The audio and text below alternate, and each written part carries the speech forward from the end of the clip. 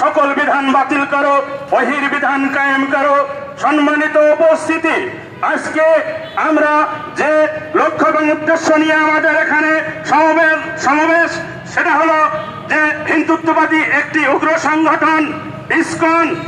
যাদের বিরুদ্ধে যারা আজকে দেশে নৈরাজ্য সৃষ্টি করার যে পায়তারা করছে, আজকে এদেশের তাওহীদি জনতা তারই প্রতিবাদে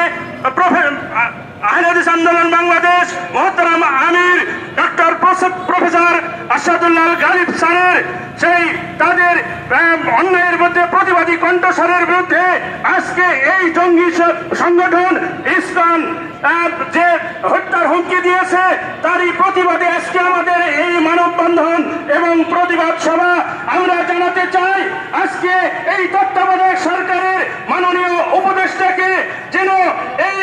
হিন্দুত্ববাদী উগ্রত্ববাদী এই ইসকন সংগঠনকে অনতিবিলম্বে তার এই কার্যক্রমকে এ দেশ থেকে নিষিদ্ধ করা হোক। মহান রব্বুল আলামিন আমাদের কবুল করে নিন, সবাই বলি আমিন। সম্মানিত উপস্থিতি,